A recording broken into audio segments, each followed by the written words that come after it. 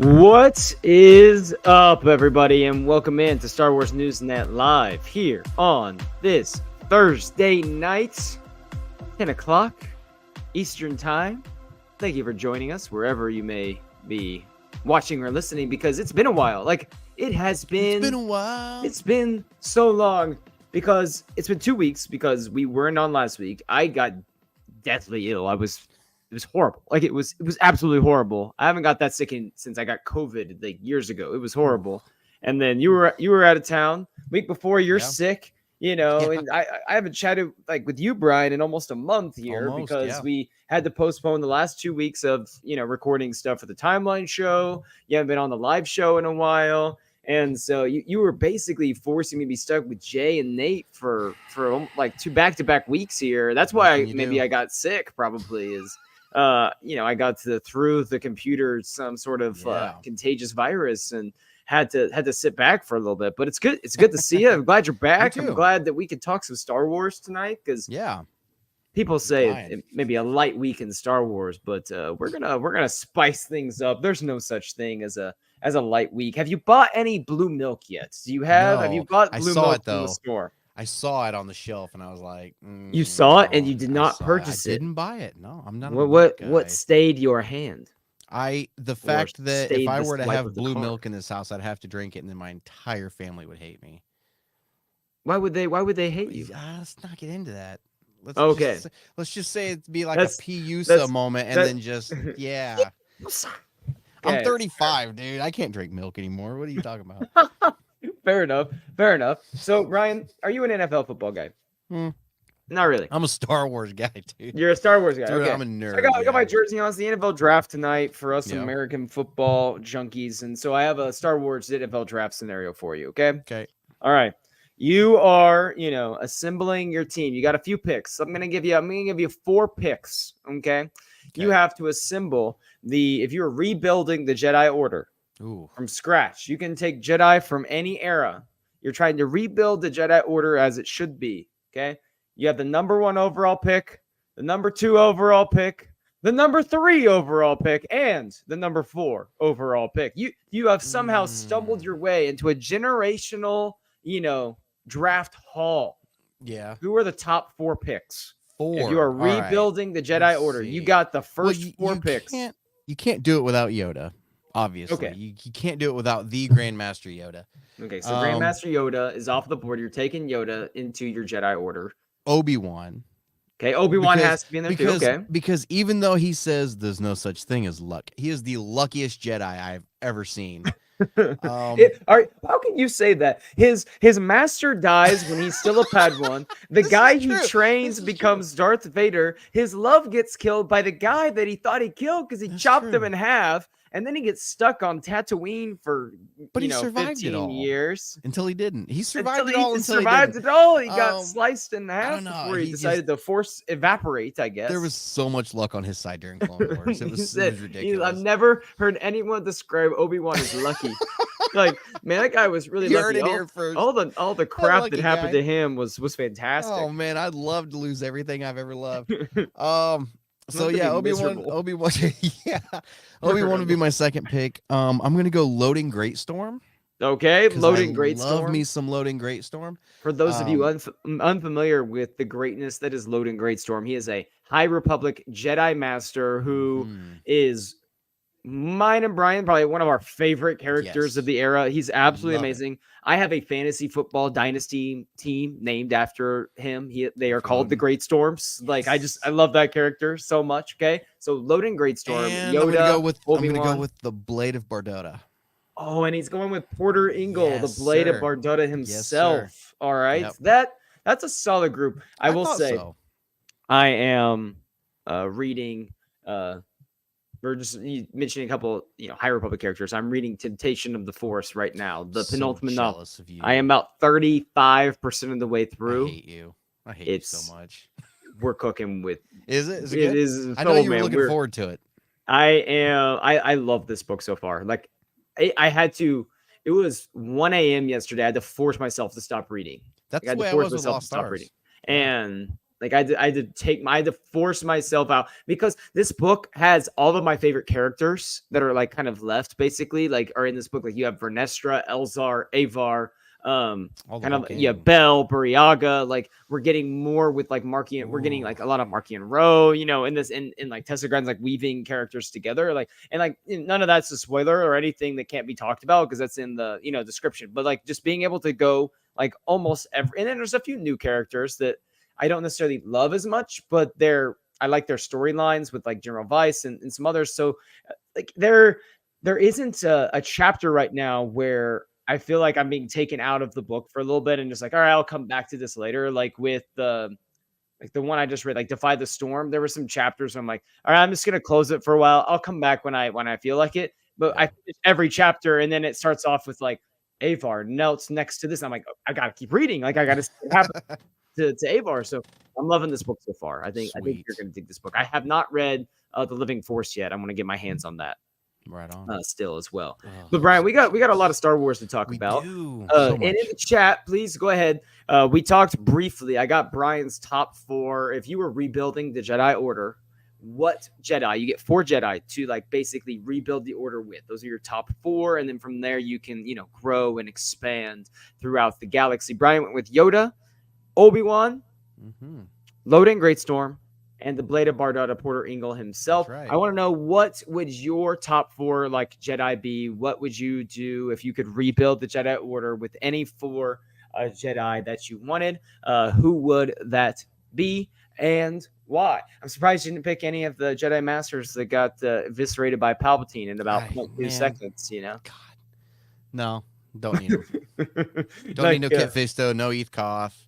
Dude, if I had Kit Fisto from Clone Wars Season 4 when he's on Mon Cala, like jacked, Kit Fisto, I would take all the time. That Kit Fisto was a legend. Like that Kit Fisto, like he takes bodies, right? He's bodying people. Like who knew Kit Fisto was so jacked? Like, dude, most ripped Jedi of all time. Oh my God. Maybe.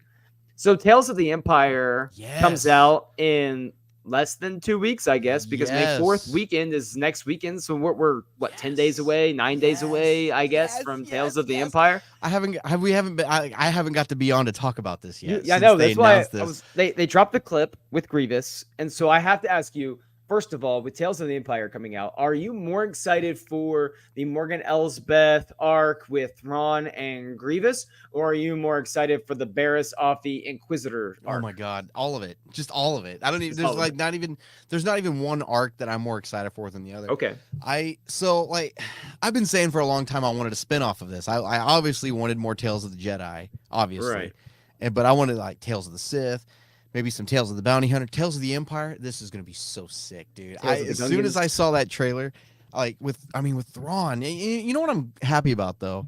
I'm glad, like with all the backlash that was, I shouldn't say all the backlash because there wasn't a lot, but with the backlash surrounding like Rebels animation style, Resistance's animation style, and stuff like that. I'm glad that when they're doing these animated shows now, they kind of try to stay faithful to that Clone Wars style that worked for everybody. Right. I feel like that's kind of being the staple animation style for Star Wars now. And I'm cool with it. I'm here for it. Bring it on. Bring it on.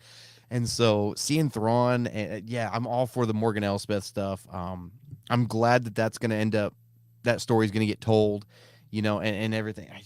I'm so ready. I'm ready for some Vader. I'm ready for some Barriss Offee and Vader. I know she's going to she's going to find out who Vader is in this freaking thing. I love it. I can't wait. Just I want it now. You don't have to wait very long. Like it's going to be happening, and then we'll be able to have that's going to be a pretty massive show because we'll have to be able, that next week we'll be talking about all the Tales of the Empire stuff. I feel like there's going to be kind of a cool mini sort of announcement around May 4th. I'm still hoping I don't think because Star Wars typically doesn't make anything like a big fuss out of it, but so I think Tales of the Empire dropping May 4th is kind of the big deal. But I feel like there'll be some sort of fun little thing that happens like somewhere else we could talk about. But having all of Tales of the Empire to talk about will be fun. We'll be we'll be a month away from Acolyte at that point. A week after Bad Batch is concluded and everything. And Manslayer, it's good to see you in the chat. Appreciate you being here. It's good to be back. Like we took a week off. It felt like a long time, like just because it wasn't Yeah. like a planned vacation. It was It's been it 84 wasn't years. it really just is. I don't like ever miss. I was like I didn't realize how much I missed like talking about Star Wars until like I Yeah. didn't get to talk about Star Wars for a few weeks. I was like, yeah, I I injected know, into I'm my dying. in my veins at this point. Manslayer says it's an interesting point. Will the Clone Wars animation be the standard going forward? I would like to, but there was Rebels and Resistance. I think they're not a fan of closing themselves to only that style. That's true. I'll be That's honest. true. I really like the Rebel style. I didn't ever have a It problem wasn't like bad, jumping into it. I will say I prefer the Clone Wars animation style. Like I think that's kind of the same for everyone. This is kind of the general consensus. I That's what we don't grew think, up with, you know. and I don't think that I think people are coming around on the Rebel style, but I think if you gave most people the option, they'd be like, just stick with the Clone Wars animation. It looks the Bad Batch looks It's so so good. good, Like it so does good. look so good. It So looks so I mean, cinematic, dude. The lighting and Mhm. like the render, it's so freaking good. It looks so cinematic. It's great. so I asked the question. I was talking about this with the guys a couple weeks ago with Barriss and Vader. Do you think that how do you think that is going to go? Like, is that going to be like a violent interaction because Mhm. she doesn't know who he is at this point, Right. and but Vader obviously knows who she is and knows that Yes. she is the reason that Ahsoka left him. Back Yeah. in the day when he was a Jedi. So, like, what kind of interaction do you think that will be immediately? Do you think Barriss Oh my god. and do you think Barriss survives this No. this show? No. You think she died? I think she's a goner. How so? Mainly because of the history with her and Ahsoka. Go back to the last episode of Clone Wars of this last season they did, the whole Siege of Mandalore and all that. Mhm. That ended with Vader going to that crash site where her ship was, Mhm. finding her lightsaber, you know what I mean? And so there was still a part of him. He saw Morai flying. There's still a part of Vader that still wanted to know what happened to Ahsoka, still cared about Ahsoka. Anakin was always in there. It was Mhm. never always just cut and dry Vader. It was just there. Anakin was always in there, and he cared about Ahsoka. And so I'm hoping, because the last with Tales of the Jedi, they tied that last arc with Ahsoka back into that season of Clone Wars, Right. where Rex is walking her out, and he's like, all right, here we go, showtime, and they're walking out towards where Mhm. Jesse's at with everybody. And so I'm wondering, I would love to see them tie this in with that scene of Vader offing Barriss a fee and then going to find where Ahsoka crashed, and tying in with that scene, and that's why he went to find her crash site. And Or could it be he offs Varys Sophie with Ahsoka's lightsaber? could be too. I mean, it Like very he well uses could be. he like you know what this is, and he uses that to kill Ahsoka. I talked about this the other. I still think, and this is just part of my maybe big brained too deep into it Star Wars theory. Dave Filoni has this this itch to work as many characters as he can into his projects. Yeah. So I still think that we're going to get a Barriss Ahsoka reunion at some point. Oh man, that's Whether it be in Well. animation, in like a Tales of the Empire, Tales of the Jedi, something, yeah. or I still hold out for a possibility that Barriss could show up in Ahsoka season 2. It would be insane to try to figure out a way to work that in, considering she's in Right. another galaxy. But whether it be Ahsoka season 2, there could be a possibility for her in the Dave Filoni movie. I feel like you need some sort of lightsaber wielder, sword wielder type thing to have some sort of duel with the Jedi that exist in that movie, and possibly having an older Barriss could make some sense there. I Yeah. just feel like Filoni's going to find a way to work that reunion keep in her, all yeah. these years later. So I would be surprised if she dies in Tales of the Empire, unless we are stunned and we somehow get like an Ahsoka Barriss reunion in the show, which I don't think they're going to do. No, I don't. Okay. I would be really surprised. I don't think we're going to really see any heroes at all in this. It's going to be strictly, just Yeah. villain stuff. And And so I prefer it that way. Yeah. right. Because it's Tales of the Empire. Right. Yeah. Like, the only reason I would want to see any sort of like heroes would be if it's just random like rebel cells or random, and the Inquisitors are just offing Right. like people are doing something evil. The Empire's doing something evil here. But I will say that I don't think Filoni's going to kill Barriss, because I think he wants that reunion someday. I think that, not that the fans are clamoring for that, but I think it's like a Right. deep cut fan like kind of wish list that Dave Filoni wants to play around with at some point. he has this knack for giving us stuff that we didn't know we wanted. Mm-hmm. You know what I mean? Like, and so I don't know though. Like I see where you're coming from and everything, Mm-hmm. but I'm going to respectfully disagree. I think she's a goner in this show. I just It's I weird to just bring her do. back though, and do that, and then she I don't dies in like a see. 3 I don't episode know arc. though, because But then again, they brought we're talking Yaddle in about and killed her. right. We're talking about Vader like at the time of the second Vader run in the comics, that Vader year one stuff, and so he was just freaking like Billy Badass in those comics at that Okay. time, and like I mean, he was just a menace. He was a lot like he was in the Obi-Wan series when he's like dragging people through the street and snapping necks. Like he's just a menace. Right. So but at the same time, he's still coming to terms with what's happened to him, and now that he's in the Iron Lung and everything, and so coming face to face with Barra Sophia again, though, man, I think he's gonna feel a type of way about that, and I really. I don't know. I feel like Barris is a goner. I hope not. We'll see. I mean, I'm sure that's going to be a great story. Like they don't miss with these shorts. Like Tales of the Jedi was fantastic. It was typically great. they haven't missed with this before. I got a new water bottle, by the way. I don't know if you could see it, but like it's like it's like indoor, like whatever. It's like my girlfriend got it for me for my birthday. It's pretty cool. I was I like this bring it out because this is the it's the Ooh, Cantina yes. band. Yeah, no, I like that. I played that during my class for my classes. They had to It's a great song for taking. They had to listen to Star Wars music while they were doing their readings. So let's move along here. Did you happen to see that Andor? Move along. Did you happen to see the Andor behind the scenes clip that was circulating on social media? So I have not. The Andor like physical discs are out for like season 1. You can purchase them, and they have like behind the scenes content and things like that. And there was one that made its way around. I think trying to get people interested in buying the physical copies, which I really want, but I kind of want to wait for season 2 and just buy the whole thing together at once.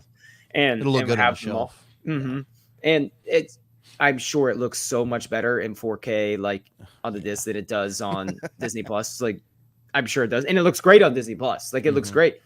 But Diego Luna talked about how for the Aldani sequence, when he's with the Aldani team, they asked him if he wanted to rehearse with them. And he said no, he didn't want to rehearse. So they rehearsed separately until they came together for filming. And he said the reason why was when he came in, they already had their little like jokes and they had their stuff. And he really felt like an outsider coming in because he wanted it to feel like he was an outsider. He didn't want to have that natural like chemistry that we built through camaraderie over doing this. He's like, I want to feel like the new guy, the new kid on the block that's coming in because he was. And of course, they're all very talented, actors. They're very talented in what they do. But I will say that it was pretty awesome, I think, to see that mentality could not have played out any better in the show. So what? First of all, like, just what do you think about that in general? But two, like, are you with me? Are you hoping to buy the Andor disc at some point? I'm wanting to buy all the shows. I wish they would do all of them though, because I know, like, as much as everybody hates it, I don't even have season 2 of Resistance on DVD because they never did it.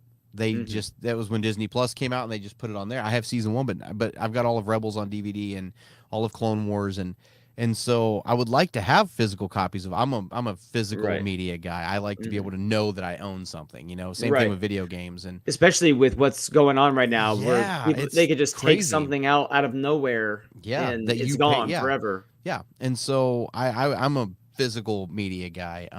And so and I think because all the shows are doing steelbooks, and I love the way they do the steelbooks. They're gorgeous, and so if I can get Obi-Wan and Andor and yes, even Book of Boba Fett, and and Mando, like all of them, and like those steelbooks, I think look great on the shelf. And so I'm absolutely going to try to get those. As far as whether or not I like that or not, with him kind of separating and segregating himself, I think that's awesome. I think that's a great thing. It's a detail that I don't know if I would have caught and thought of it, being in his shoes. But I'm sure they felt like, oh man, we don't get to like rehearse with like Cassian Andor. Like that's kind of crap. But then I think it paid off, and I think they, Right. having understood why and everything. So I think that's great. I think that's a detail that I think that's something moving forward people really need to kind of consider. Hmm. Like who are you hanging out with and who are you not? Off Absolutely. even off the scenes and everything. Like if like you're playing the hero in a Star Wars series and you're best friends with the villain, off screen, I mean, that's great that you guys are best friends, but Right. don't hang out at all. Like, just It badmouth the guy, depends like, to on everybody else. Like, it depends on like the context of your relationship and whatever you're doing too. Like, and yeah, people though are able to like completely separate and you know we're best friends now. I hate you. Like right. we're that good, but like there is something to be said for the naturalness Yeah. of just not knowing these people, and you're gonna make it seem like that too. To, Do to you answer have this, Do you have yes. so Yes. Manslayer said for those listening on audio later, said he's not sure if he'll be able to buy the limited steel books, but he wants to know if we have the box set Yes. Clone Wars 5 seasons. Do I you have those? I do. It's like a magnetic box case that opens up and it's got two big clear cases inside of it. And it's like I don't remember how the seasons are broke up, but one.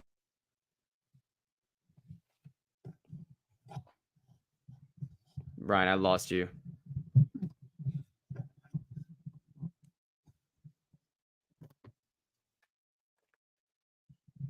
Can you hear me, Brian?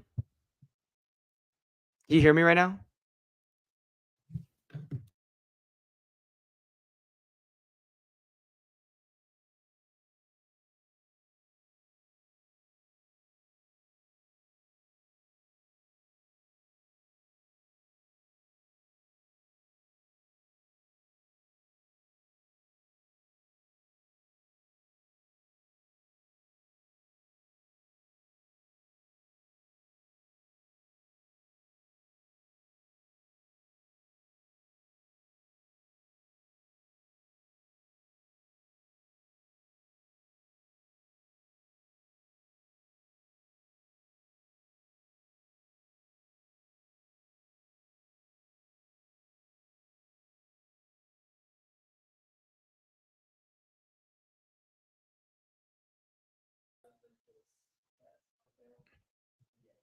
Can you hear me right now? You can't hear me? What the hell?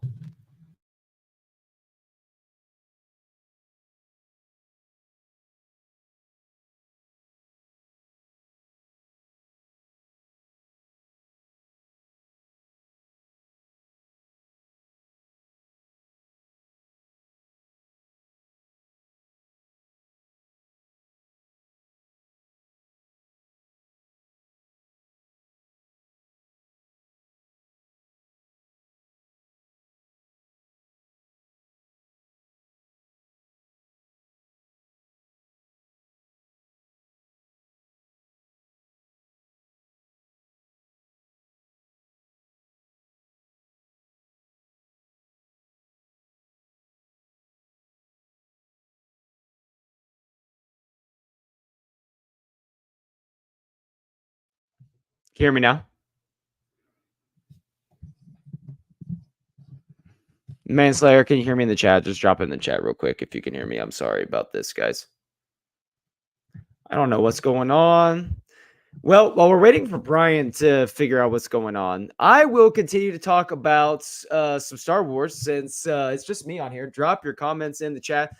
This is we're on live, so you never know what's going to happen here. You never know what technical issues might arise. But we're talking about Andor, and so Tony Gilroy recently just said how basically he feels as if Andor is the most important project that he's ever worked on, that he's the most important project that he's ever worked on.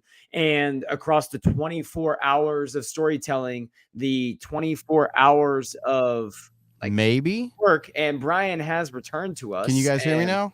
oh my gosh, yes. Oh I my don't know what God. What happened. the heck? What happened? Oh, actually, no. So when I backed out, I guess StreamYard's having issues because it popped up with a banner at the top says it's having some issues. So thanks, StreamYard.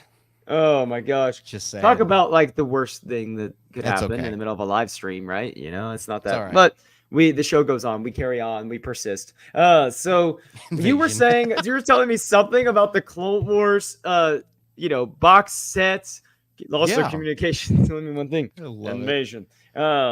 I do not think the Yuzon Vong have decided to invade the known galaxy yet. We'll To see. answer your question, yes, I have it. See, I have the micro series, like I have that was on so DVD. cool. Yeah. But I don't have any of the actual Clone Wars stuff. Like that would be really cool to own, like Yeah. just to own the Clone Wars things. I was talking about Andor real quick because Tony Gilroy said how, and we're gonna edit all of that out. I'm sure we can edit all that out. So Tony Gilroy said that Andor might be the most important thing that he's ever worked on, just due to like the messaging behind it, just the quality of work that's there, the story that's been brewing for years. And I have to tell you, I'm really excited for Acolyte, and it's probably the most excited thing. But in terms of like once the Acolyte is over, the amount of excitement for Andor season 2, I think it's going to really build for the entire fan base, because I think Andor was one of those projects that as it was released, like over time, it's become more and more popular. So I think I think it was a slow burn, both in terms of some of the show, but also in terms of how quickly the fans reacted to it. I think it was more of not necessarily the casual audience, like perceiving that right away. So I'm really curious on how big the hype gets. Like, can this get to Mando season 3 levels of hype before it comes out for Star Wars fans? I don't think it can get that high because of just the general audience, but in terms of just the hardcore Star Wars fans, I just feel like this thing is gonna get big. It's gonna be really big. Andor season 1 had a good following. I think it was one of those unexpected surprises.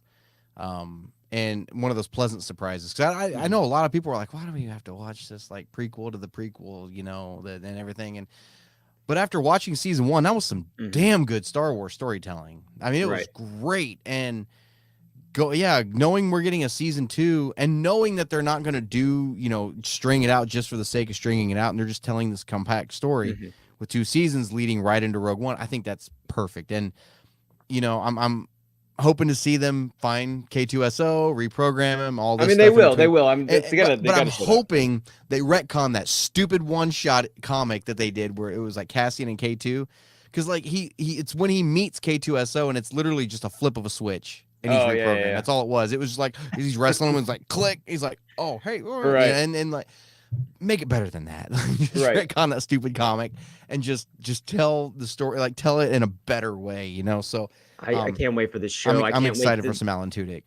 I cannot wait to see Luthen again and see all of that. I can't wait to see these different rebel cells and the formations of the rebellion. I want to see the missions that Cassian like goes on where he loses in that gray area for the rebellion, and we see that. I hope like we get like it's the Imperial Senate. Just the scale and the scope of this show is far greater than anything I could have imagined when they announced it. It was like you said, this was the show where everyone's like, we're getting a prequel show for a one-off movie that's a prequel to the original series. Like, this doesn't seem like something that we need. And little did we know, this was like the show that I think Star Wars really needed. Like, it really needed it. Not because I think every show should be like Andor. I don't think it like every show should. I think it was just the fact that it was different than anything we've ever had. It was very grounded, even in Star Wars. Even for Star Wars, it was very grounded. And it was like a reminder that Star Wars is more than just like this one thing. Like Star Wars can be it can fit into like any sort of genre, like type of storytelling. Like it can be this gritty, hard, drama, dare I say sexy drama, and like can also be like kind of campy and fun and stupid, like Mando like can be at times. So it was, I thought, impressive. I cannot wait for this. The hype will be growing. It will flow. Yes. Speaking of the show that most notably comes out in like a month from now, The Acolyte, it was confirmed that Leslie Headland said that Vernestra Rowe will have her light whip in this show. Yes. I saw those quotes and she talked about it comes from a light whip and we're going to honor what came before. I saw those quotes. To me, am I the only one that's not like interpreting that correctly? Like, I interpret it as like, yes, she's acknowledging that there's a light whip and we might see it, but I didn't take that as, oh, we're gonna see this light whip in action. Like Yeah. I didn't necessarily interpret it that way, and it felt like a lot of people took those quotes and ran like, we're gonna see the light whip in live action. I Like think it's we gonna are happen. though. I took it as like, Yeah. we're gonna see it, and it like we know it's there. But you mean we like might see not... her hilt, like, and that's it? Mhm. Oh no, it's good. She's gonna. Or like she like shows it and she's like, yeah, see, like twirl it around, like see, we have fun. The only thing what I think of every time I think of lightsaber whip is the Family Guy Star Wars with Herbert's lightsaber, and he's like, I've never watched a single You've episode never of Family watched Guy. it? I have God. nothing to go on here. That's I am hopeless right all now. I can think of is when he's like Herbert the pervert played Obi-Wan, and like he activates his lightsaber and it just goes, well, for lack of a better term, flaccid, and it goes down. And then when Chris runs in as Luke, he's like, Obi-Wan, and his lightsaber's like, Aubrey, and his lightsaber comes back up. That's all I can think of when I think lightsaber whip, and that's probably all I'm going to be thinking when she's swinging this thing around. But that I'm really excited to see it though. Stop. I'm excited to see it though. So it's gonna be fun. It's gonna be that moment where I probably like pump my fist like most is when we see the light whip in Vernestra. Like I'm really excited for the story and everything. I can't wait to watch Vern. Like it's one of my favorite characters from the High Republic. Probably top 4 for me. She's High cool. Republic character. I love Vern. Her watching her team up with different characters right now, and Temptation of the Force is really great. And she gives Elzar Man the business and Defy the Storm, which was wild. Basically saying like, you're never going to be Stellan. Like you can never be that good. He's like crushed and is like, oh, see ya. Like he's a Phantom Menace comes out next weekend. I haven't bought my tickets yet. I am still, Brian, trying to find someone to go to the marathon event with me. I want to go see all the movies in theaters May 3rd, 8 o'clock to the next day. I want to do the experience. Like I've done it before. I want to do it again because I want to see some of these movies. I don't know when I'm going to be able to see them on like the big screen again. Like, and some of it is like, oh, I want to see the originals. I kind of want the sequels is what I want to see the most on the big screen because I don't know when they would show those again on the big screen. Like, like you have Phantom Menace comes out, Attack of the Clones, Revenge of the Sith. Like I saw like Return of the Jedi last year on the big screen. Like those things happen fairly frequently. Right. But I really want to see those on the big screen. But I have to be honest, like I can't find anyone to make the journey with me. There's like my friends. You're in the minority, buddy. I know.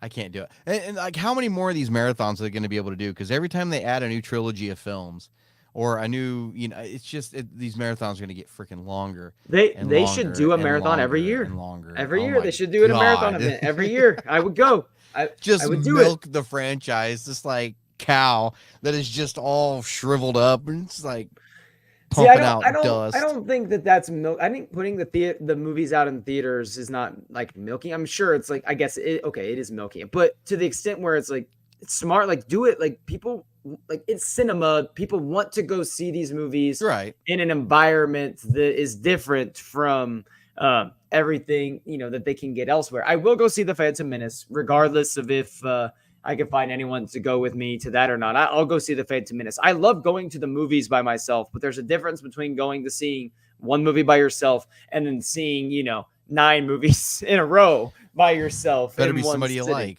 Yeah. Better be someone you like. And I'll be honest, meeting the random Star Wars fans who also have that's always fun. No, I mean like the ones that are crazy enough to do the 9 movies by themselves. Like, am I really going to thrust myself in that environment and be forced to make some new friends? I don't know if I'm quite ready for that commitment. I always love opening night at Star Wars movies because when you're waiting in line and talking to everybody and it's always so much fun. It is. It really is.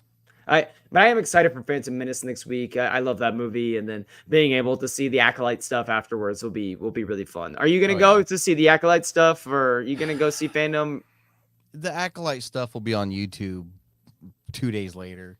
I mean, I don't know. I just I don't see me getting roped in to spending like full admission for a ticket to go see a movie that I can stay at home and watch on Disney Plus, Fair enough. just to watch some like 10-minute thing above it in front of it that I'm going to be able to watch 2 days later on YouTube. See, I like one of those movie subscriptions, so I'll just use some of my points for that, and so it's there like it's not really costing me anything. But Manslayer says try to go with someone who's not seen the movies. If you know someone who hasn't seen Star Wars and is willing to go to the 9, like they just want to be like, like screw it, I'll go to the 9 movie marathon. You let me know. I'll buy their ticket. Like if they're actually wanting to, I'll buy their ticket if they. I don't know anyone who actually would want to do that though. Like anyone that would say, my first time, I'm gonna go sit and watch all 9 at once. Here's the issue though too. Like with Star Wars, when you're watching them chronologically, you have to tell somebody who's never seen any of them before, trust me, they get better. Like just when you start with Phantom Menace and you go into Attack of the Clones, depending on who you are, you can be like they're getting better and better and better until you get to 7, and then it's like I don't know. Because when you get you to can skip those and go to dinner and then come back. Duel of the Fates happens. I'm telling everyone, like it doesn't get better from that. It doesn't get better. Like that's the best duel. That's a sweet duel. I love that duel. Apparently, like Leslie Headland said, like they're looking to top the Darth Maul duel in there, which is something I feel like goes around. They've topped it in Revenge of the Sith. Like, I mean, I like Duel of the Fates more. Do you? I like that one more, just because like I knew how the Anakin Obi-Wan, it felt like such a. I love the ones that still feel a little raw, and not necessarily these like giant choreographed dances. Gotcha. Yeah. Which that was what the Battle of the Heroes was, when it goes out. And of course, like there's a little bit of that in the Phantom Menace, of course. Like it's the Jedi at their prime, but that one did feel like some raw tenacity, the fight of survival between them, and then the whole looming thing of Anakin still being a kid and Qui-Gon, how Palpatine Windu fight was good too, though. Especially when he walks in with 3 other Jedi and they all get dropped like bad habits like 10 seconds in. Right. And that one felt like, I mean, with the way the camera was like shaking and moving and stuff, it felt like that fight for survival too. So I don't know. Yes. I'm glad she's going for that style of fighting again. I mean, look what we got. Say what you will about sequels, but I mean, look at the lightsaber fight between like Rey and Kylo in Rise of Skywalker. Like it was like. I kind of like that. So, I kind of like the which one are you talking about? Are you talking about the one on Kijimi on or the Death Star ruins? Yeah, I like that one with the rain because that one it felt very like raw to me. Like this is just 2 people, like they don't have any like real like training with this lightsaber. Like I don't think Snoke's training Kylo Ren in lightsaber form. His is just a raw power, and Rey is very similar, and it's pouring down rain. You could feel like with each blow too, it was like the emotions that they had for each other behind each one, and it was that to me, like I think that's the best like duel in the sequels of the 3 that they have, because of just the setting, the backdrop, and like the emotions behind it, and how with the Leia stuff that's also happening at the same time. Like I don't know, I feel that one. I did like the Kijimi fight. Now that you bring that up, but like I know people had issues with that one, and for somebody who doesn't care too much for the whole like, oh, you can transport stuff through time and space now, that's great. I'm not a huge fan of that, but that was the way they did that, because if you look at the way they filmed it, it was done practically. Like they actually had half a set built on each, and they were just, I mean, it was pretty cool and it was pretty unique, and I really did like that one quite a bit. But yeah, no, I'm excited for the Acolyte. I don't love the Rise of Skywalker. Like, and I have my issues with it. I love it from the standpoint of like, I love Star Wars. It's like I like like I don't like Attack of the Clones that much. It's my least favorite Star Wars movie, but I still love that movie because I love Star Wars. And so, but with Rise of Skywalker, I will say I really like the duels in that movie. Like I think they did a really good job with the duels, because that one introduced something brand new. Of course. And when you're 9 movies in, X amount of shows in, being able to still introduce these new Force concepts in a way that makes sense within what the story that you told, I thought that was pretty cool. Last thing before we get into Bad Batch, so Disney Plus apparently is going to have channels now, and this is this is something that we've seen across like some other streaming platforms that kind of soft launch here or there. Love regression. And so I actually kind of dig this. Okay. Like I actually Yeah. kind of dig this because there are some nights where I get home from school, I get done working out, I'm kind of tired.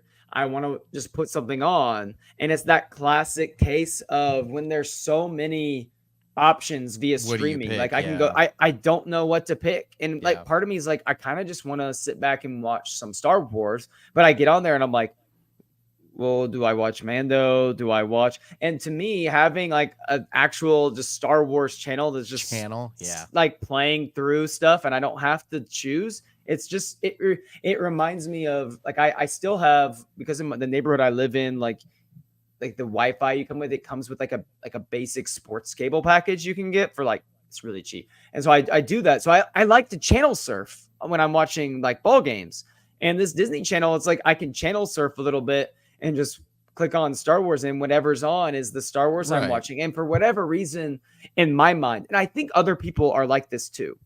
I think that if it's picked for me, like I get home and it's like the first episode, we talked about Aldani. It's the first episode of the Aldani sequence from Andor.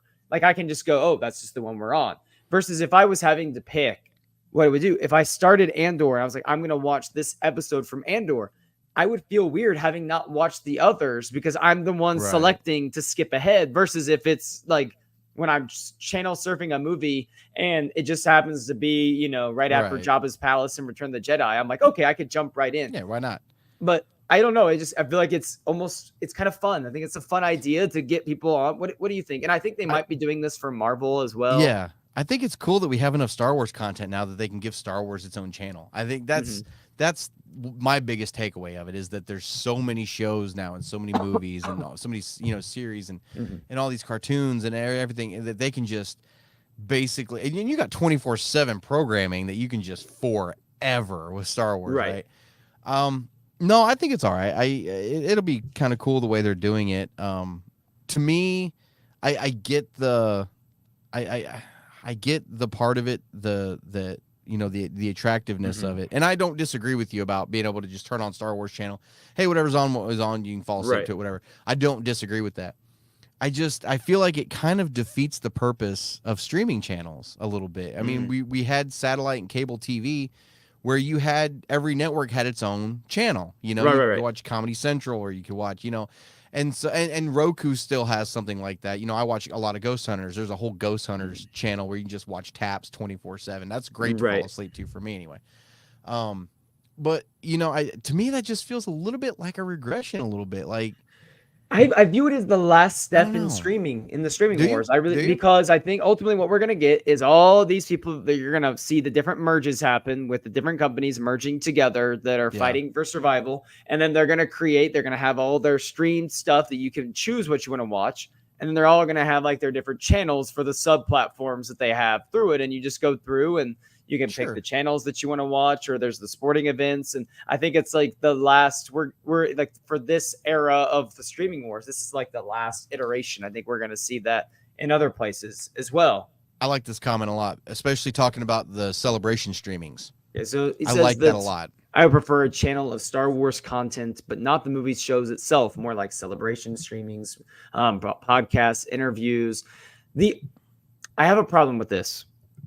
The only problem with this that I have is, are these podcasts like, these are Lucasfilm people? Does this become like a Lucasfilm like fan I fest? See what you're saying. Like, you know, like does this become a fan fest of Star Wars where it's a who's who of Star Wars, like, and we just get people trying to feed us, you know, their opinions, where it's like, you know what I mean? Versus like, because if we're having a show or a podcast on here, like I want to be able to talk about why I don't think this last episode, The Bad Batch, was very good, but there's no way that they would put that on a Disney Plus platform. You know what I mean? But see, here's something else they could do too with this is, you know, maybe this channel is not going to be just the TV shows and the movies and everything. I would like to see the celebration streamings on that channel. I think that would be great. Celebration weekend. Tune in on the Star Wars channel, watch the live feed all day. That's a great thing to sit home, you know, watch. But I think this opens the door for some other content and some other shows as well. I think you could do after shows. Like, so, you see what I'm saying? So like each Like with Walking Dead. Kind of like used with to have Walking Dead, exactly. They had Talking Dead right Exactly. afterwards. Yes. I think that would be really cool. Like, do the new episode of Andor. I know it's going to be out by then, but like Right. for example, do the new episode of Andor and then have a whole after show where maybe Diego Luna is there, and like, and Alan Tudyk possibly, or maybe one of the writers or director of that episode or whatever, and just talk about the episode and kind of break it down. I think that would be a lot of fun. And you wouldn't have to do it for everything, but that's a great the news shows, I think it would be a lot of fun to have something like that. That's a great It'd idea. probably put you and I out of business. Nobody's going to tune in to listen to us anymore afterwards. Well, it brings the fandom together. Yeah. Well, I think if anything, it enhances what is also happening with Star Wars content creators, because now you're getting more content right after the show. You're starting like the conversation. There's more conversations to be had. Like if you're getting Diego Luna to talk about the latest episode and Stellan Skarsgård to talk about the latest episode of Andor right afterwards. Yeah. Well, now you got, interviews to talk about. You have their personal reactions to go along with the show, and things like that. I would add on that. I'm all about, like, give me like some stuff like that, because that enhances the experience of the shows. Yeah. If we were doing like channels for non-Star Wars media, like you're talking about that, I would say find a way to incorporate video games into your streaming service, like a platform where people you're watching live streams of like popular video game streamers, things like that. If you can moderate that to a certain degree, because I do think people love video games enough where they would tune in to like watch those type of things. But yeah, I love the idea of celebration shows like that, but I don't like the idea of it becoming like these breakdown shows of just people that are talking about like stories, because I feel like if you're having that on your own platform, to me, that just screams like, oh, we're just going to have like a fan fest of love and adoration here, and not necessarily like critically maybe analyze, things that are happening. But it's a good conversation. Red carpet premieres for the films and stuff. I mean, it'd be so cool. Put all of this stuff on there. I think that'd be awesome. I really like the idea of something like a Talking Dead for the Star Wars shows. That's honestly, that's a fantastic idea. Just like they should. And I am not an expert in movie theater, not an TV, expert in anything. Disney. I am an expert in some things. There are some things I would say I am an expert at.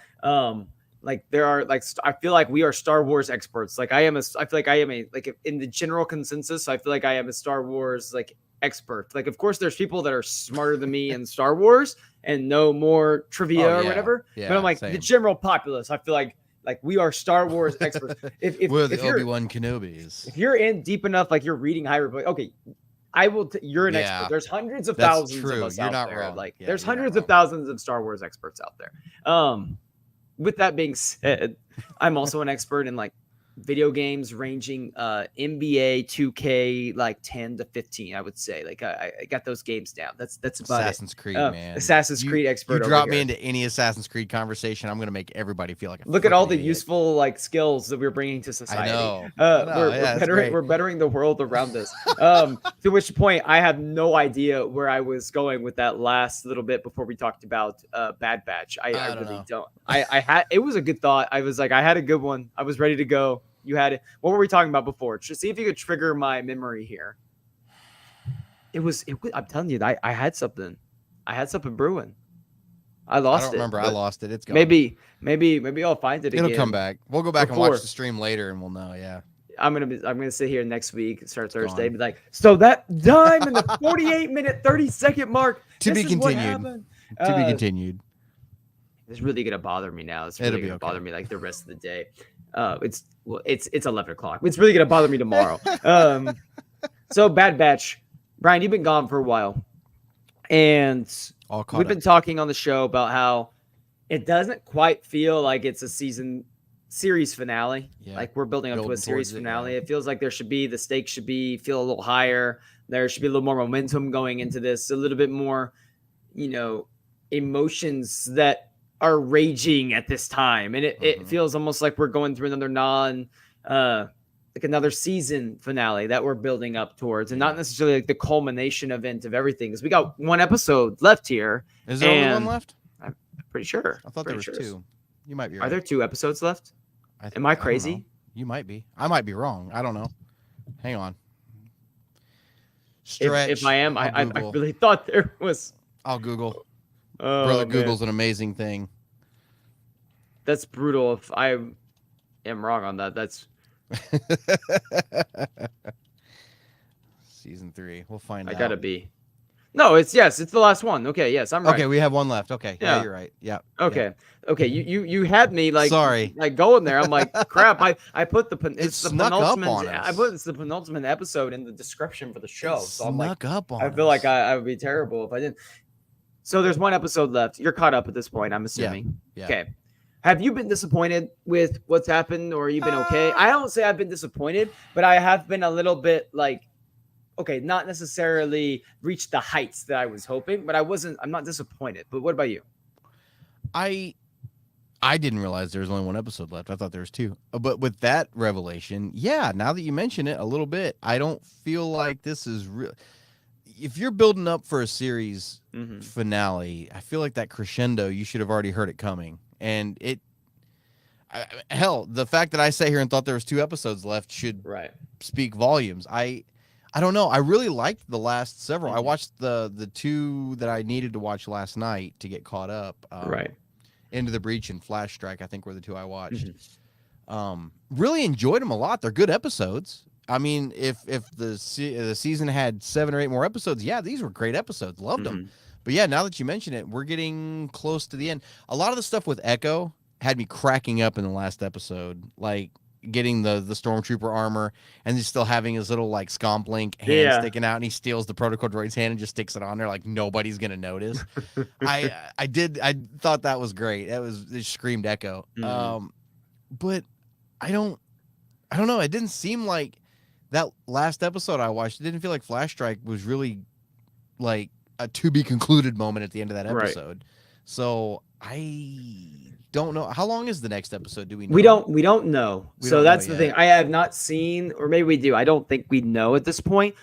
It has to be longer than 20 minutes. 25 minutes. It has to be. There are too many threads to end. You cannot have Omega's escape, reunion with her brothers, a potential, devastation that could happen if Hunter dies, Echo dies, something like that. You can't have that. One of my students actually said today, what if it's like 2 minutes long and it just shows the Bad Batch getting inside Tantus, and then Palpatine just says, execute order, blow up Tantus, and he just nukes Tantus, and then that's it, and everyone dies. Execute order, blow up Tantus. And he just blows it all up. She's like, it's just 2 minutes, and that's how it all ends. And Rampart's gonna get on a Star Destroyer and just like Camino 2.0 it. And she said that like Omega like escapes, like she's like out and then turns around and everything blows up, and she just goes, all right, and she just walks off in the sunset. Like that's what one of my students said, like that's how it's gonna end. I was laughing. So I was like, if that happened, I'm done. Like I'm done.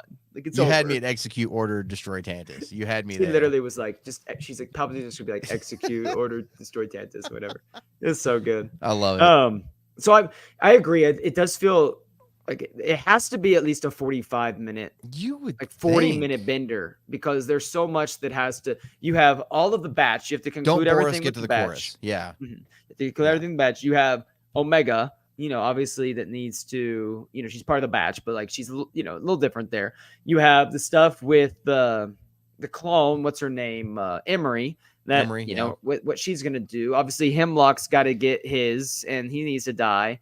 You don't know if Palpatine might show up again. There's Nala Se still sitting in there. You got Rex that's coming in. All the clones have to be rescued. It feels like it's going to be one little shootout. They're going to get the clones out. The clones are going to like rebel. Like their clones are going to get out, rebel against everyone. Yeah. But I wonder if they're going to try to jam pack so many big moments in that it'll be like, man, this could have been stretched into some of these other episodes. And it's not going to have any breathing room, because something I thought would have been a little bit better course of action was to have Omega's escape plan launch a little bit, sooner, and maybe see her and Emery's relationship come to full, where Emery helps her escape, like right there. I like too how with Emery, since we brought her up, because I noticed it watching the last like 4 episodes, her accent, the same accent that Omega has, is starting to slip out a little bit more as the season goes on. I thought that was kind of cool, but but yeah, no, it does. It seems like Omega's gonna escape from Mount Tantus twice in one season. Like, you know what I mean? Like, which is fine. I feel like, but they it's haven't. Weird. It doesn't feel like the stakes have been built Right. up enough for that. You know Oh, what I you've mean? lost one clone. Yeah, it was Tick. Yeah, he's gone. I'm Yeah. sorry, but And that was last season. yeah, That was and last season. like Not that I nothing want else is more of the really. batch to die, I but do. I do not. I I do do. not. I think we could tell that story without more of them dying. It just felt like we spent so long for them to get to Tantus. Like they're not even in the base Just yet. got there. Yeah, they Like just got. Yeah, and it felt like we could have Echo's had there. more Echo's opportunities in the base. for them to interact with Hemlock too. Like Yeah. we have Echo interacting with Emery, but there's You got nothing the else whole going thing on. with the kids that needs to be wrapped up. They Like just throw the Zillow Beast in out of nowhere, out and of like nowhere. suddenly it's just can we get some? The series was such a great idea that I at first was not super excited for. Got really excited for as we're watching. Season 2 was fantastic. Season 3 starts off incredible. I kept defending the show on here. You were on here. I was defending the show with these missions of the week. I was like, it's going to build into this like what I said about episode 7, 8, and 9. Yeah. And it just and then right now I'm sitting here going, I just am not sure if we're going to get the payoff that we were all hoping based off of I feel like a little more should have happened. And I think this might end up being classic Star Wars. And but what I say by that is classic Star Wars, I feel like we always start off with a bang. We always end with a bang. But in the middle, sometimes is where we get lost along the way. Like think about these, like a lot of the Star Wars like movies, even that maybe aren't as great. Like Phantom Menace starts off amazing. Oh, like that movie, yeah. and it ends with a bang. Great. Like same thing with like Attack of the Clones, same thing with Revenge of the Sith. Like you could say that for so many Star Wars shows, even like some of the beginning of Mando seasons and the end of Mando seasons are fantastic. Like it's kind of a striking thing that happens in Star Wars. And I'm like, are we going to start off with the bang, end with the bang here, but forget ourselves, take a little too long in the middle here? Yeah, no, I think I don't know how this is going to go. Like who knows? Maybe, next week we'll be sitting here talking about how that was the greatest episode of Bad Batch ever. I don't know how it's going to, somebody brought up, I think it was Manslayer. He brought up that they said they were going to bring Ventress back. I don't know if they said they're going to bring her back in this. I do know they're going to end up doing more stuff with her down the road and explain how she's back and everything. I would hate for this to just be a precursor to watch another show, though. You know what I mean? Yeah, like you have to, in order to watch this, you need to have watched the 7 seasons of Clone Wars. You need to watch the 3 seasons of Bad Batch. Like I don't necessarily want that to happen. Right. I mean, it all connects to some degree, but I don't want it to become like a precursor. Like I need to have watched that. Like tell your own story. This whole thing too with Omega hacking the wall with a pencil. I thought that was hilarious. Yeah. Like these kids are, trapped in this prison for how long? Months on end, and all they needed was a big pen and just go scratch the wall a little bit and just well, she is. She really is, but yeah, I don't know. I saw this comment too. What should happen or who should appear to make the final Grandoy, Palpatine, Snoke reveal, or Delta Squad? I think Palpatine's got to come back. He's already been in there at one point, and if Tantus is going to be destroyed, Palpatine has to have a hand in that.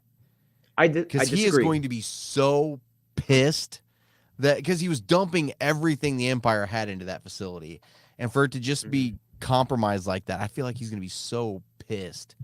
If we see Palpatine, I think the only reason we see Palpatine is if it's like at the very end, he's Force lightning Hemlock to death or something. Like that's like, he just comes in and he's just like, freaking nutsack, you have failed, your emperor or something, That nutsack deserves it.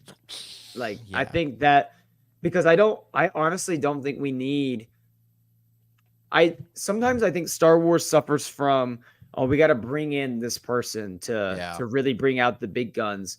And it does a disservice to the show that they've built so far. You've had Palpatine appear in the first episode or whatever. You had a Palpatine appear here in the 3rd episode of this season.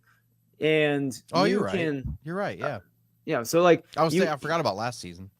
So I'm like, you don't need to always have to bring in that big villain everyone knows. Let your show stand on its own merits. We do not need Palpatine for this. Like the batch themselves can formulate a story around freeing their brothers, with Hemlock being the primary villain, that tells a narrative from beginning to end, that doesn't need to bring in Vader, or doesn't need to bring in like this Snoke reveal or Palpatine, and it can be just as impactful, just fine. I really think that it can, because you've done a good job of building each one of these characters up, that each one of them can do something. You can create a story without having to say we need this villain in order to make it work. What was the name of the planet from Mando that we saw the disfigured clones in the pods? I don't remember the name of the planet that they were on. It was Navarro, right? Was it Navarro they saw? I think it's Navarro because it's the last Imperial facility. I didn't think it was there. Navarro.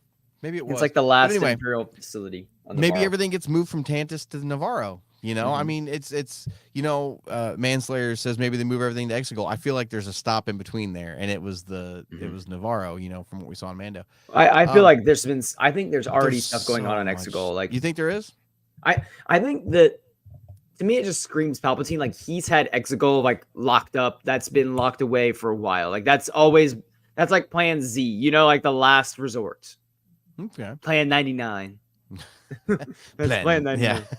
That's Plan 99. He's like, I like that. I will. He's like, I like that. I like that. I'm taking that. Do you have any predictions for the final finale? Crap. Series finale. God, there's no way that you can even tell where this is going to end up going. I think Crosshair dies. I agree with that. I think Crosshair sacrifices himself. For the batch. Yeah. I think he's the only one that dies. I think Hunter lives. I think if Crosshair one of them's dies, gonna die, it's gonna. I think it's gonna be Crosshair. I agree with you. To me, what made me think that too was obviously his whole arc is about, and he's like talking about how he's changed. And even the last episode, he said, "I changed." Right. When he's talking to Rampart, he's like, "We only look out for ourselves." He's like, "I've changed," and Rampart's like, "Sure, you have." Yeah. And that just reminded me that there's still doubt in other people's eyes that Crosshair is this new person that, Omega kind of brought out. And I'm like, he's going to sacrifice himself to prove for Omega, for the batch, for Hunter. And that's gonna be the way he goes out, and he's gonna prove that, like you said, prove that he's changed and prove that you can change. I'm not saying you have to die to prove that you can change, but I think for him, that's gonna be the ultimate sacrifice. You named the stakes, Manslayer. You named the stakes. Let's do a bet. Oh, like, man. You made mistakes, and I feel really strongly about that, because this season has felt like Crosshair's season. It has. It really has. And, it's obviously the show is like we're centered around Omega too, and Crosshair, it just feels like his season. And if Hunter suddenly has the final arc in the show, then I feel like that might be.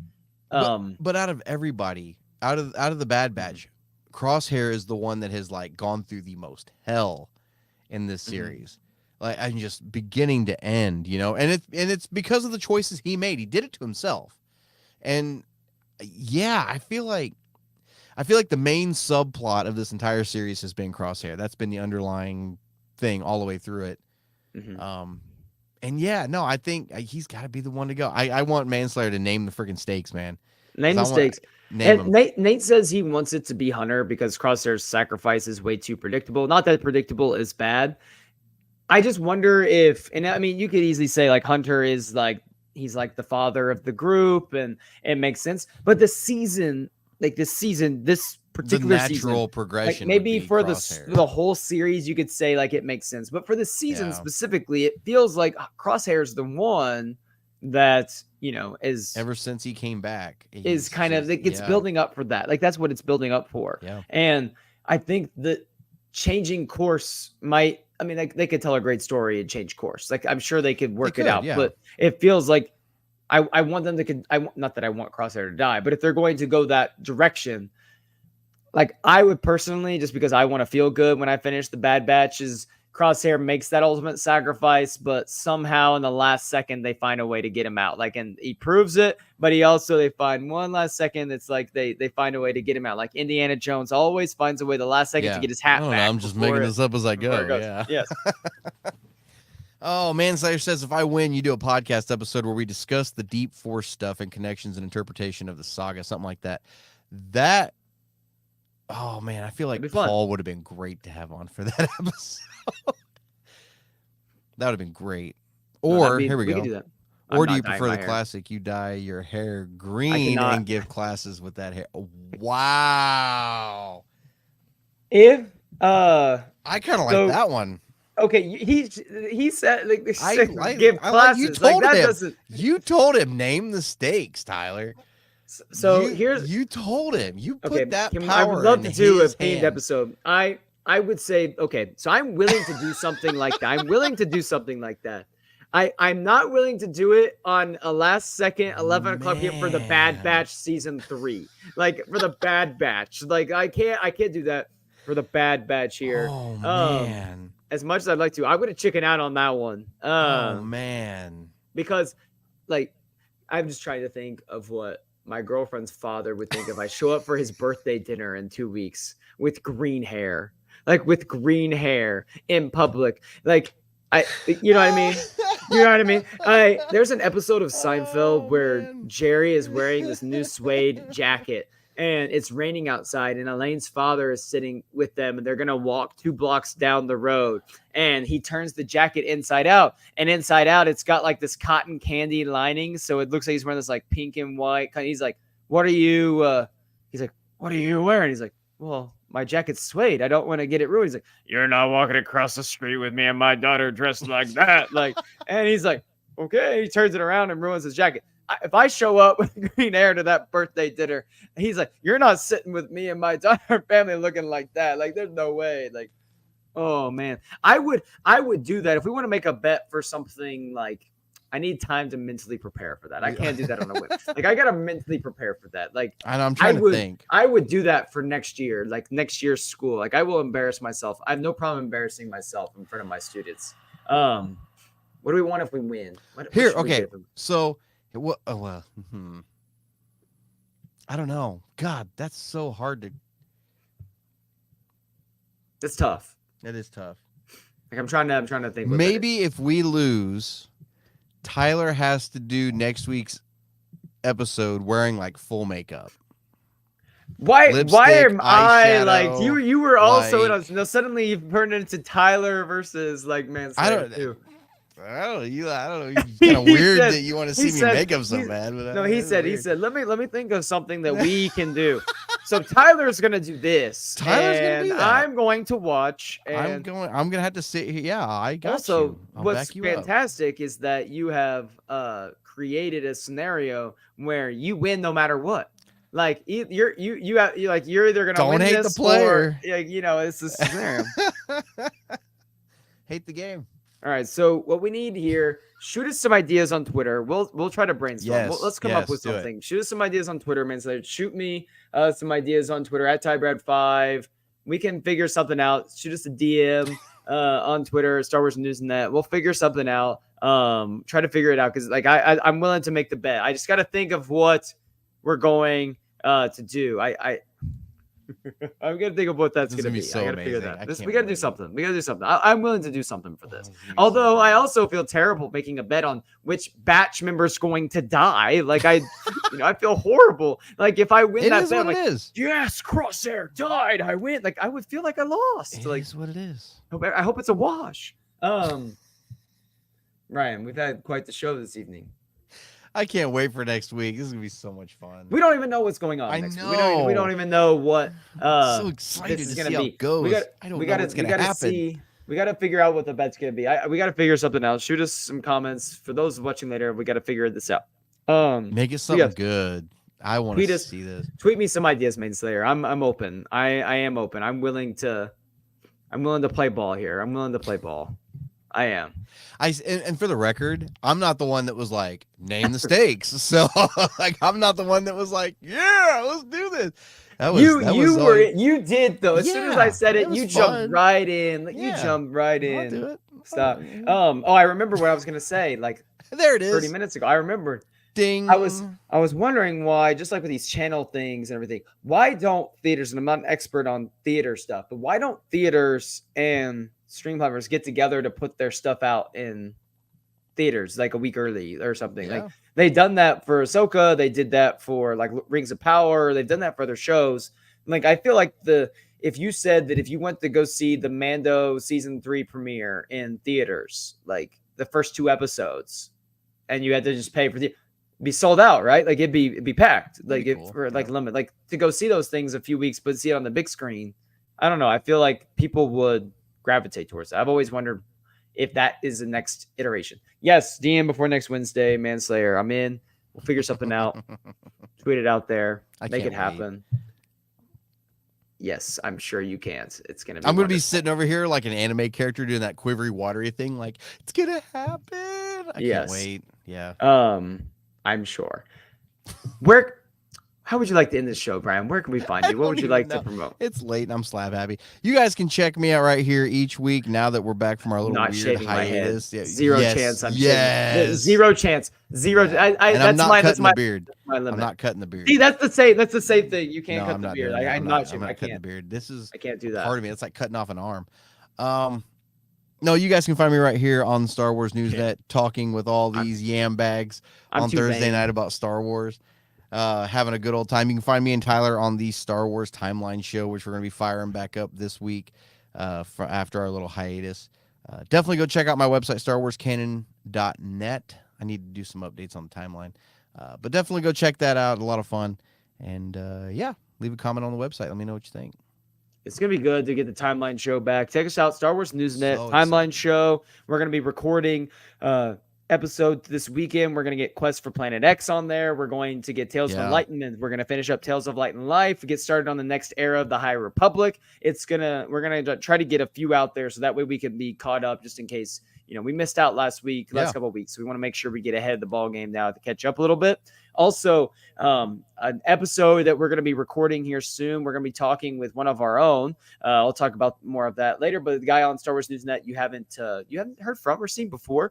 He's got a fantastic Star Wars collection, and we're going to talk about like Star Wars collections and what does it mean to be a collector in this day and age of Star Wars, and like what do you look for as a collector? What are like the things that you feel like are necessities to make a collection, and like just general like Star Wars collection stuff. I think it's gonna be like a more of a niche like special episode, but I'm excited to see just different things we could talk about because I think collections in general looks different for everyone. Like what do you like to collect and everything. So that'll be fun. And then of course next week you can check us out here every Thursday, Star Wars Newsnet Live. I promise every Thursday. I'm not getting sick anymore. I refuse. You check me out on Twitter. I was sick too. What? No, what happened? Jay got sick on one week, and then I caught what he had the next week, and then the next week I had my work conference. I was in Manhattan, Kansas. And then I was sick. Yep. And then you were sick the next week. So it was just. But we're done with that. It's over. Yeah. It's done every Thursday, 10 p.m. right here. Star Wars Newsnet Live. We're talking about everything from bets to Star Wars to who knows what might happen. We'll find out. Anyway.